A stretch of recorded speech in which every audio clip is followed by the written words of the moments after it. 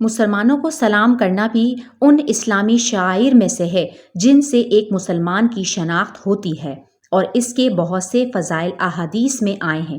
خاص طور سے کسی مسلمان کو سلام کی ابتدا کرنا بہت بڑی نیکی ہے۔ حدیث میں ہے کہ لوگوں میں اللہ تعالیٰ کے قریب وہ شخص ہے جو لوگوں کو سلام کرنے کی ابتدا کرے۔ یہ ضروری نہیں ہے کہ صرف انہی لوگوں کو سلام کیا جائے جو جان پہچان والے ہوں، بلکہ جن کو انسان پہچانتا نہ ہو لیکن ان کا مسلمان ہونا معلوم ہو تو ان کو سلام کرنا بھی بہت ثواب ہے۔ ایک شخص نے آپ صلی اللہ علیہ وآلہ وسلم سے پوچھا کہ مسلمان کے لیے کون سے اعمال بہتر ہیں؟ اس کے جواب میں آپ صلی اللہ علیہ وآلہ وسلم نے جو اعمال شمار کرائے ان میں یہ بھی تھا کہ لوگوں کو سلام کرنا چاہیے، تم انہیں پہچانتے ہو یا نہ پہچانتے ہو۔ حضرت عبداللہ بن عمر رضی اللہ تعالیٰ عنہ سے مروی ہے کہ کبھی کبھی وہ گھر سے باہر صرف اس غرض سے نکلا کرتے تھے کہ جو مسلمان ملے گا اسے سلام کریں گے اور اس طرح ان کی نیکیوں میں اضافہ ہوگا۔ لیکن حدیث کا صحیح مطلب یہ ہے کہ لوگوں کو کثرت سے سلام کیا جائے۔ ہر نظر آنے والے شخص کو سلام کرنا مقصود نہیں، کیونکہ عملاً ایسا ممکن بھی نہیں ہے اور اس سے لوگوں کو تکلیف بھی پہنچ سکتی ہے۔ یہ بھی سنت ہے کہ جب کوئی شخص باہر سے آئے تو گھر میں داخل ہو کر گھر والوں کو سلام کرے۔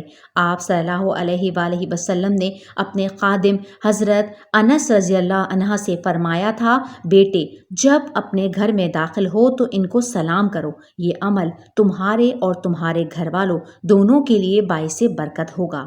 بلکہ اگر کسی خالی گھر میں داخل ہوں تو اس وقت بھی سلام کرنا چاہیے اور یہ نیت کی جائے کہ یہ سلام فرشتوں کو کیا جا رہا ہے، اور حضرت عبداللہ بن عمر رضی اللہ عنہ ایسے موقع پر السلام علینا وعلی عباد اللہ الصالحین کہا کرتے تھے۔ حدیث میں اس بات کی بھی ترغیب آئی ہے کہ سلام واضح لفظوں میں اس طرح کیا جائے کہ وہ سمجھ میں آئے، اور اگرچہ سلام کی سنت صرف السلام علیکم کہنے سے ادا ہو جاتی ہے، لیکن اگر اس کے ساتھ ورحمۃ اللہ وبرکاتہ بھی بڑھایا جائے تو زیادہ ثواب ہے۔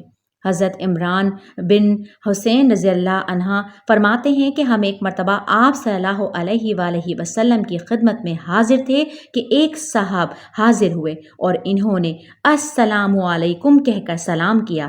آپ صلی اللہ علیہ وآلہ وسلم نے سلام کا جواب دیا اور فرمایا 10، یعنی سلام کرنے والے کو 10 نیکیاں حاصل ہوئیں۔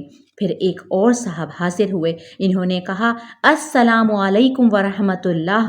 آپ صلی اللہ علیہ وآلہ وسلم نے جواب دیا اور فرمایا 20، یعنی سلام کرنے والے کو 20 نیکیاں ملی۔ پھر ایک اور صاحب آئے اور انہوں نے کہا السلام علیکم ورحمۃ اللہ وبرکاتہ۔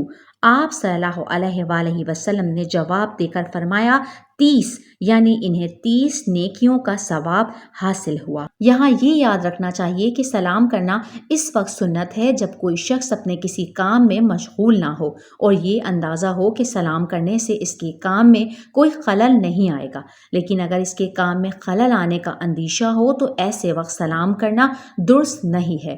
مثلاً کوئی شخص تلاوت یا ذکر کر رہا ہے، یا کسی مریض کی تیمارداری میں مشغول ہے، یا مطالعہ کر رہا ہے، یا کسی اور ایسے کام میں لگا ہوا ہے جس میں توجہ بٹنے سے کام کا نقصان ہونے کا اندیشہ ہو، تو جب تک وہ فارغ نہ ہو جائے سلام کرنا درست نہیں ہے۔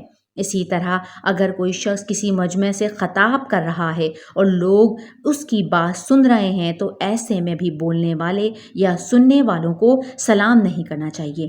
البتہ اگر لوگ خاموش بیٹھے ہیں اور کوئی شخص ان کے پاس سے گزرے یا مجلس میں بیٹھنا چاہے تو بس ایک بار سلام کر لے اور حاضرین میں سے کوئی ایک بھی جواب دے دے تو سلام کی سنت اور سلام کا جواب کا فریضہ ادا ہو جاتا ہے۔ سلام کا آغاز کرنا سنت ہے، لیکن کوئی سلام کرے تو اس کا جواب دینا واجب ہے، اور اگر کوئی شخص سلام کا جواب نہ دے تو گنہگار ہوگا۔ نیز جب کسی کا خط آئے اور اس میں السلام علیکم لکھا ہو تو پڑھتے وقت ہی سلام کا جواب دے دینا چاہیے۔